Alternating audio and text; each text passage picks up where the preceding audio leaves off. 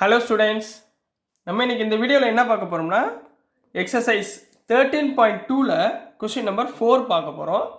So question number 4ல் என்ன கொடுத்துருந்தாங்கன்னா, the following distributions gives the state wise teacher student ratio in higher secondary schools of India. இது ஒரு data கொடுத்துருக்காங்கம்மா. இந்த டேட்டாவில் என்ன கொடுத்துருக்காங்கன்னா, number of students per teacher, அதாவது ஒரு டீச்சருக்கு இத்தனை நம்பர் ஆஃப் ஸ்டூடெண்ட்ஸ் வந்து அலாட் பண்ணுறாங்க அப்படின்ற ஒரு டேட்டா கொடுத்துருக்காங்க. அதாவது 15 to 20 ஸ்டூடெண்ட் வந்து 3 ஸ்டேட்ஸில் அலாட் பண்ணியிருக்காங்க. அதாவது பெர் டீச்சர், ஒரு டீச்சருக்கு. சரிங்களாம்மா? இதே மாதிரியே ஒரு டேட்டா கொடுத்துருக்காங்க.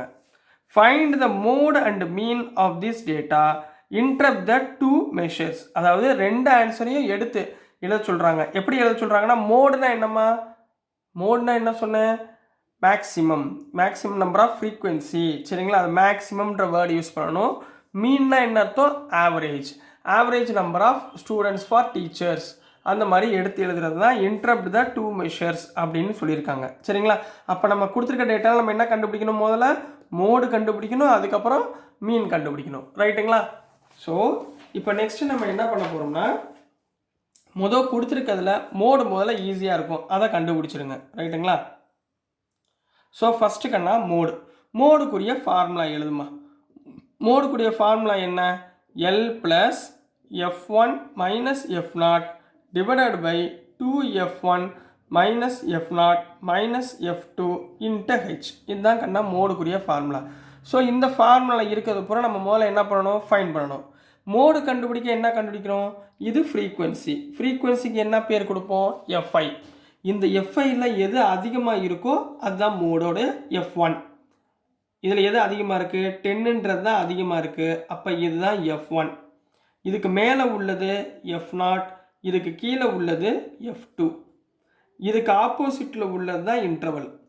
ரைட்டுங்களா? இதை மட்டும் கண்டுபிடிச்சா மோடு ஓவர்மா. அப்போ என்ன எழுதுவீங்க? எப்படி எழுதுவீங்க? த மேக்ஸிமம் ஃப்ரீக்வன்சி என்ன இருக்கும்? 10 தானே இருக்குது. சரிங்களா? அப்போ எப்படி எழுதுவீங்க? த maximum frequency is 10 lies on, எதில் லைஸ் ஆகுது? எந்த இதில்? 30 to 35. சரிங்களா? தென் அப்போ என்னென்ன வேல்யூ எழுதுங்க? L equal to 30, F0 equal to 9, F1 equal to 10, F2 equal to 3. இன்னொன்று என்ன இருக்குது? H equal to இதோடைய டிஃப்ரென்ஸ்மா 50 to 20, 20 to 25. அப்போ இதோட டிஃப்ரென்ஸ் எவ்வளோமா? 5 வந்துடுமா? H equal to 5. முடிஞ்சுக்கண்ணா. புரியுதுங்களா? இப்போ இதில் என்ன பண்ண போகிறோம்? இந்த ஃபார்முலா அப்ளை பண்ண போகிறோம். அப்போ மோடு ஈக்குவல் டு இந்த ஃபார்முலா போடுங்க. எல் எவ்வளவு? 30 ப்ளஸ் F1 எவ்வளோ கண்ணா? 10 minus 9 divided by 2 into F1 எவ்வளோ கண்ணா? 10 மைனஸ் 9 மைனஸ் 3 இன்ட்டு H வந்து 5. அப்போ எப்படி எழுதுவீங்க? 30 ப்ளஸ் 10 மைனஸ் 9 எவ்வளோ? 1ங்களா? 1 into 5 5 divided by 2 10s are 20 minus 9 minus 3 minus 12. அப்போ இங்கே என்ன கிடச்சிரும்? 8 கிடச்சிருமா? அப்போ விச் இம்ப்ளைஸ் 30 ப்ளஸ் 5/8 போடலாங்களா? ரைட்டுங்களா? 5/8னா எவ்வளோ கிடைக்கும்? 30 ப்ளஸ் 0.625, அதாவது 30.625 is the mode. 30.625 is the mode. அப்போ இந்த மோடை வந்து எடுத்து எழுதணுமா? அதானே சொல்லியிருக்காங்க, இன்டரப்ட் அப்படின்னு சொல்லியிருக்காங்களா? அப்போது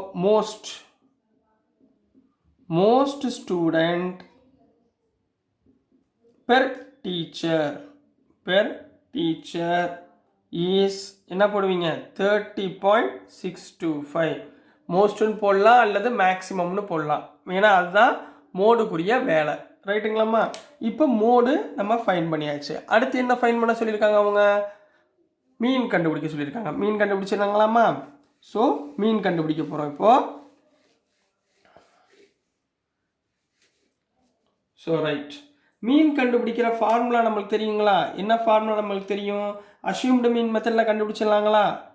மீன் கண்டுபிடிக்க அஷ்யூம்டு மீன் மெத்தடில் கண்டுபிடிச்சிருவோமா? மீனுக்குரிய சிம்பிள் என்ன? X bar equal to A plus summation f i d i divided by summation f i. இது உங்களுக்கு தெரியும்ல? சரி, இப்போ கொடுத்துருக்கிறதுல என்ன முதல்ல கண்டுபிடிக்க போகிறோம்? Mid value of x i. இதுதான் ஃபஸ்ட்டு கண்டுபிடிப்போம். மிட் வேல்யூ ஆஃப் எக்ஸ்ஐ எப்படி கண்டுபிடிப்பீங்க? இது ரெண்டையும் ஆட் பண்ணி டிவைடட் பை 2ங்களா? அதாவது 15 + 20 டிவைடட் பை 2. அதாவது 35 டிவைடட் பை 2 ஈக்குவல் டு 17.5 கிடைக்குமா?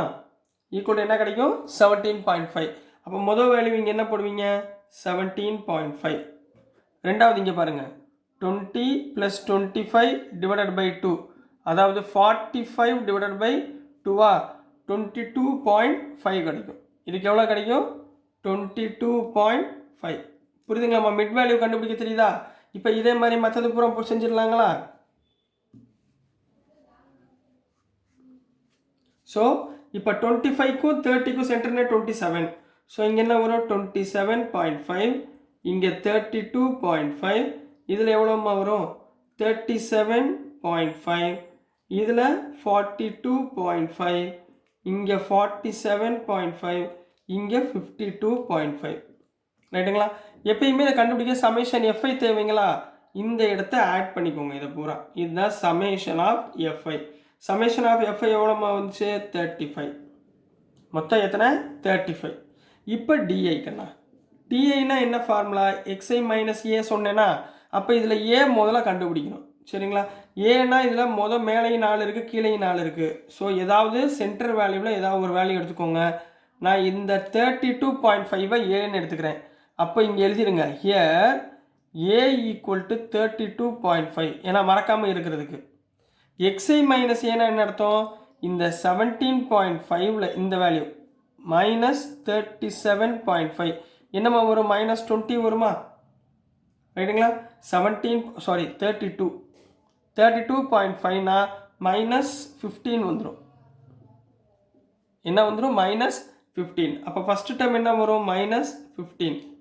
அடுத்து 22.5 மைனஸ் 32.5 என்ன வரும்? மைனஸ் 10. இங்கே என்ன வரும்? மைனஸ் 10. அப்புறம் 27.5 மைனஸ் 32.5 என்ன வரும்? மைனஸ் 5. புரியுதுங்களா? இதே மாதிரி போங்க. 0, அடுத்ததுக்கு 5, இங்கே 10, இங்கே 15 வரும், இங்கே 20. ரைட்டுங்களா? அடுத்து என்ன கண்டுபிடிக்கணுமா? எஃப்ஐடிஐ. இங்கே தானே கண்டுபிடிக்கணும். எஃப்ஐடிஐனா எங்கே? இந்த எஃப்ஐயில் கை வச்சுக்கோங்க, இங்கே டிஐயில் கை வச்சுக்கோங்க. 3 minus 15 minus 45, 8 minus 10 minus 80, 9 5s are 45, 10 into 0 0, 3 5s are 15, 0 into 10 0, 0 into something 0, 2 into 20 40. அப்போது இதுதான் சமேஷன் எஃப்ஐடிஐ. எவ்வளோ கிடைக்குன்னா மைனஸ் 115. ஏன்னா நெகட்டிவ் வேல்யூ தான் அதிகமாக இருக்குது. ஸோ ஆட் பண்ணிங்கன்னா உங்களுக்கு எவ்வளோ கிடைக்கும்? மைனஸ் 115 அப்படின்னு கிடைக்குங்கண்ணா. சரிங்களாம்மா? இப்போ நம்ம சப்ஸ்டியூட் பண்ணலாமா? இப்போ நம்ம கையில் என்னென்ன இருக்குது சொல்லுங்கள். ஏ இருக்குது. சமேஷன் எஃப்ஐ எவ்வளோ கண்ணா இருக்குது? 35 இருக்குது. சமேஷன் எஃப்ஐடிஐ எவ்வளோ கண்டுபிடிச்சிட்டோம்? மைனஸ் 115 கண்டுபிடிச்சிட்டோமா? அப்போ அப்ளை பண்ணுங்கள். X bar equal to 32.5 plus minus 115 divided by 35. கரெக்டுங்களா கண்ணா? சரிங்களா? இப்போ 5ஆல் கேன்சல் பண்ணுங்கள். 23 டிவைடட் பை 5 7 சார். சரிங்களா? அப்போ 23/7 என்ன வரும்? X bar equal to 32.5. இங்கே ப்ளஸ் இன்ட்டு மைனஸ் மைனஸ் 23/3னா 7னா 3.28. ஸோ மைனஸ் பண்ணுங்கள். எக்ஸ் பார் ஈக்குவல் டு 29.22 கிடைக்கும். ரைட்டுங்களா? இப்போ இதை இன்டரப்ட் பண்ணி ஆஃப் த 2 மெஷர்ஸ் டேட்டா மாதிரி எழுத சொல்லியிருக்காங்க. ஸோ எப்படி எழுதுவீங்க? மீன்னா என்ன அர்த்தம்? ஆவரேஜ். அப்போ வேர்டு, இந்த வேர்டு முக்கியம். Average student per teacher ratio is 29.22. This is the answer for question number 4 Kanna.